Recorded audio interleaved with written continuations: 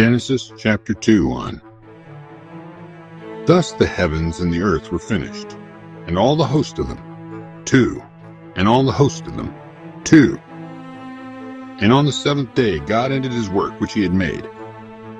And he rested on the seventh day from all his work which he had made. 3.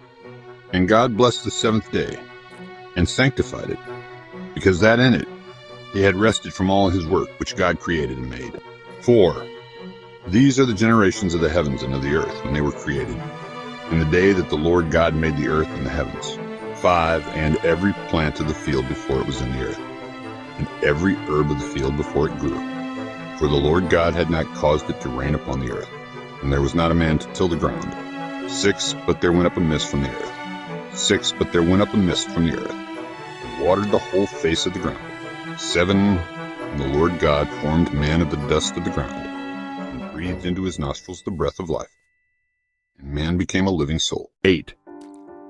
And the Lord God planted a garden eastward in Eden, and there he put the man whom he had formed. 9.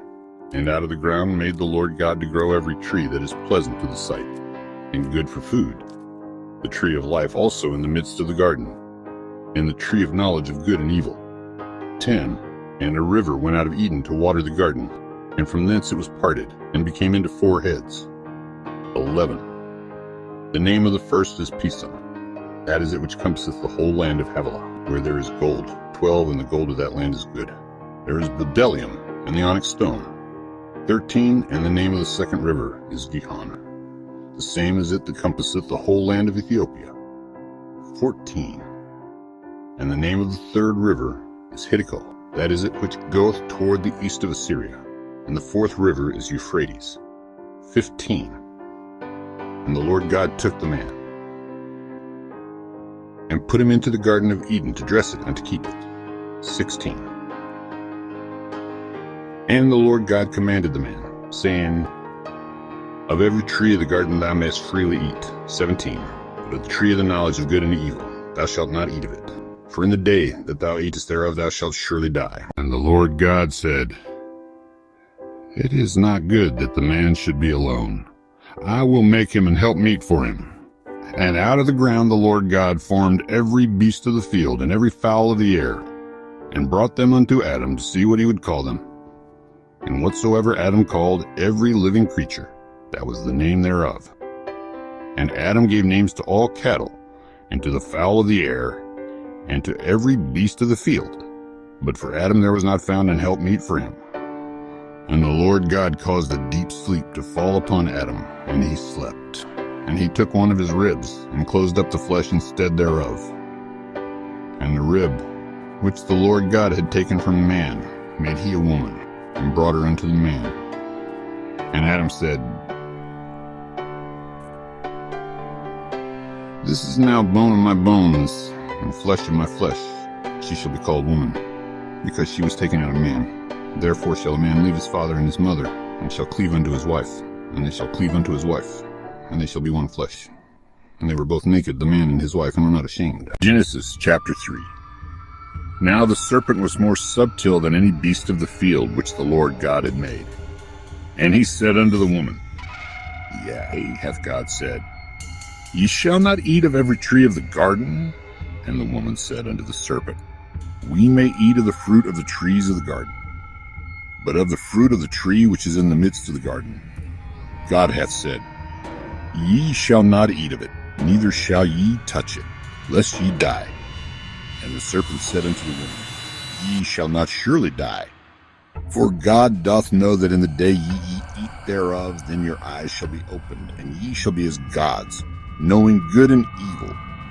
And when the woman saw that the tree was good for food, and that it was pleasant to the eyes, and a tree to be desired to make one wise, she took of the fruit thereof, and did eat, and gave also unto her husband with her, and he did eat, and gave also unto her husband with her, and he did eat.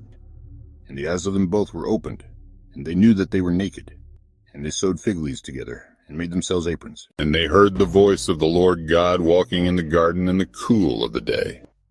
And Adam and his wife hid themselves from the presence of the Lord God amongst the trees of the garden. And the Lord God called unto Adam, and said unto him, where art thou? And he said, I heard thy voice in the garden, and I was afraid because I was naked, and I hid myself.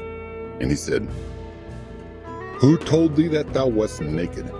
Hast thou eaten of the tree whereof I commanded thee that thou shouldest not eat? And the man said, The woman whom thou gavest to be with me, she gave me of the tree, and I did eat.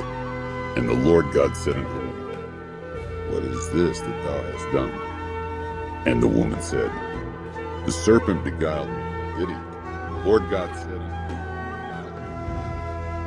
And the Lord God said unto her, Because thou hast done this, thou art cursed above every beast. Thus shalt thou eat all the days of thy life. And I will put in mess shalt thou eat all the days of thy life.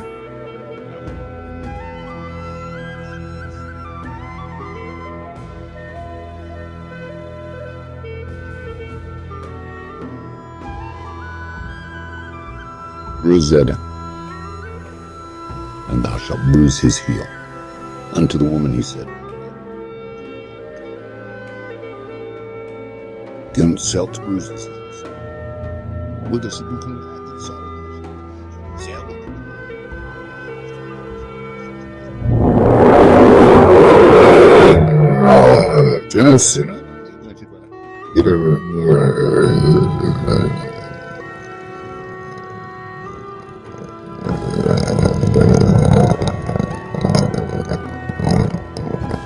Be good to the voice of thy mouth, which I commanded thee, saying, Thou shalt not eat of it. Cursed is the ground for thy sake. In sorrow shalt thou eat of it all the days of thy life. Thorns also and thistles shall it bring forth to thee, and thou shalt eat the herb of the field. In the sweat of thy face shalt thou eat bread, till thou return unto the ground. For out of it wast thou taken, for dust thou art, and unto dust shalt thou return. And Adam called his wife's name Eve, because she was the mother of all living. Unto Adam also and to his wife did the Lord God make coats of skins, and clothe them. And the Lord God said, Behold, the man is become as one of us, to know good and evil. And now, lest he put forth his hand, and take also of the tree of life, and eat, and live forever. Therefore the Lord God sent him forth from the Garden of Eden, to till the ground from whence he was taken. So he drove out the man, and he placed at the east of the Garden of Eden cherubims, and a flaming sword which turned every way, to keep the way of the tree of life.